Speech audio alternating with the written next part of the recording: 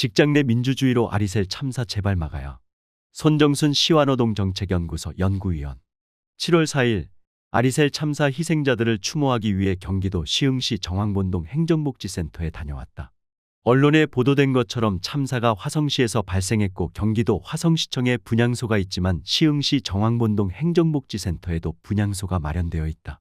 참사 희생자 중 17명이 시흥시 정왕본동에 거주하는 노동자로 그중 14명은 제중동포인 이주노동자였다. 이들은 여느 때처럼 정왕동 인력 용역업체의 차를 타고 아리셀에 일하러 갔지만 집으로 퇴근하지 못했다. 위패도 영정 사진도 없고 찾는 이도 드물지만 정왕본동 분향소를 찾아 참사 희생자들의 명복을 빌었다. 참사가 발생한 지 보름이 지났다. 그동안 언론을 중심으로 이번 참사의 원인에 대해 다양한 의견과 관점이 분출했다.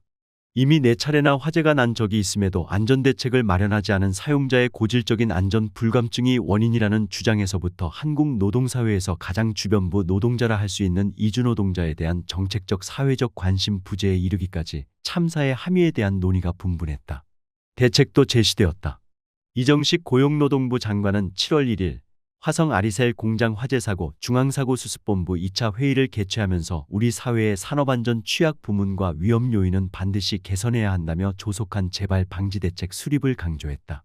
보도자료에 따르면 동종 유사업체의 화재 사고가 발생하지 않도록 철저히 점검하고 전지 등 화재 위험 방지 대책은 관계부처 간 밀도 있게 논의하여 조속히 마련하며 현장 및 협회 단체의 의견 등을 토대로 관계부처와 협업하여 이번 사고에서 다수 희생된 외국인 근로자에 대한 산업안전 강화 방안도 7월 중으로 마련하겠다고 발표했다.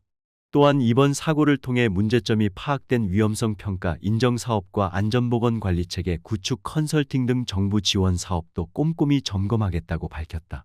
이러한 고용노동부의 대책의 기시감과 함께 뭔가 핵심이 빠진 것 같은 느낌이 드는 것은 왜일까? 수십 명의 노동자가 사망하는 참사는 왜 반복될까? 2008년 경기도 이천 냉동창고 건설 현장에서 화재로 40명의 일용 건설 노동자가 사망했다. 이번 아리셀처럼 작업 참여 건설 노동자에 대한 최소한의 안전 교육조차 실시하지 않은 것으로 드러났고 공사 기간을 맞추려고 건설업체가 조급하게 위험 작업을 병행했다. 전형적인 사용자의 안전 불감증이었다. 당시 노동부는 이천 냉동창고 화재 사고를 계기로 냉동 냉장창고 시설 공사 시 사전에 유해 위험 방지 계획서를 작성해 제출토록 하는 대책을 마련했다.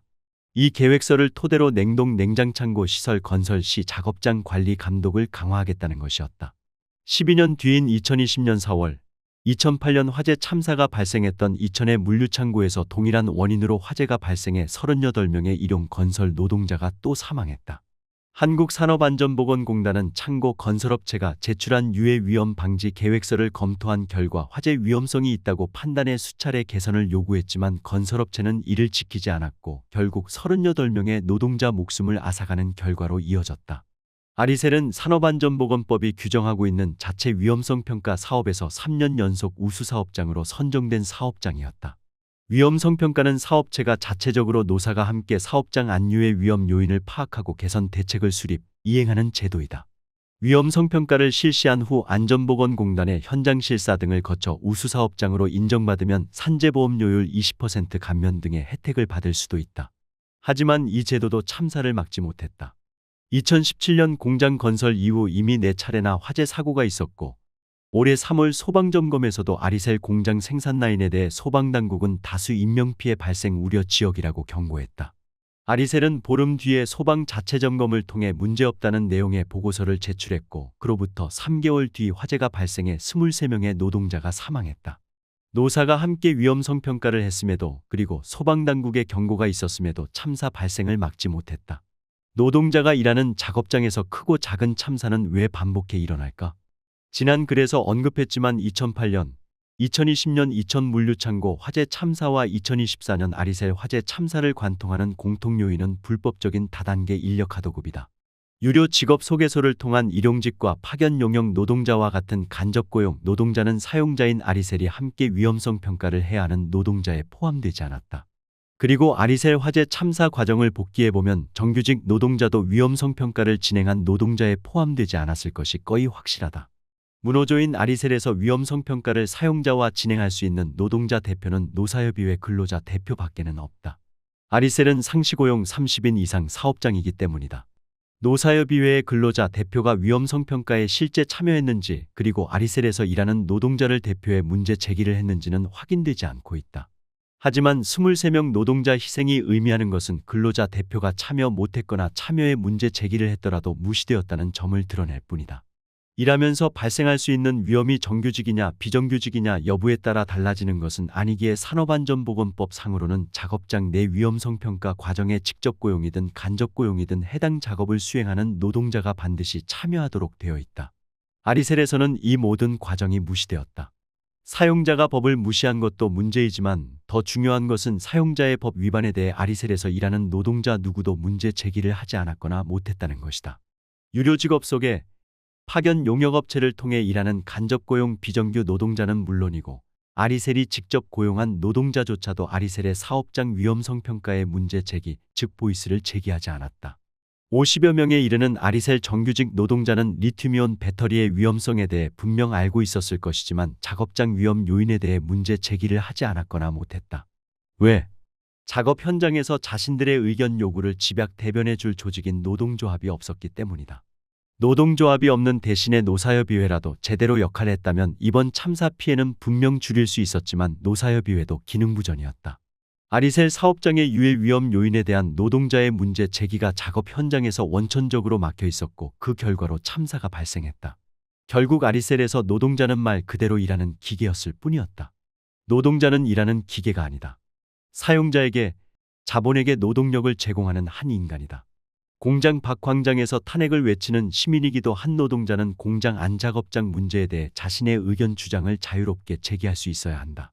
광장에서는 탄핵 요구를 받아 안을 정당이 중요하듯이 공장 안에서는 노동자 요구를 받아 안아서 작업장 민주주의를 실현할 집단적 조직이 중요하다. 노동조합, 노사협의회, 최근 확산하고 있는 공제회, 공동근로복지기금 등 명칭이 무엇이든 간에 노동자의 집단적 이해대변체가 절실한 이유는 작업장 민주주의를 구현하는 핵심 조직이기 때문이다. 나아가 작업장에서 이해대변체가 낳는 효과는 작업장 내 직접 고용, 간접 고용을 가리지 않는다.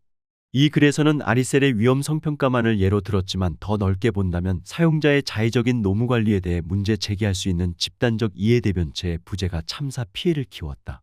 좁게는 고용노동부의 대책에서부터 넓게는 한국노동사회에서 작업장 참사를 막을 주체인 노동자들의 집단적 이해대변체에 대한 고민 부족이 또 다른 원인이다. 민주주의 최후의 보루는 깨어있는 시민의 조직된 힘입니다.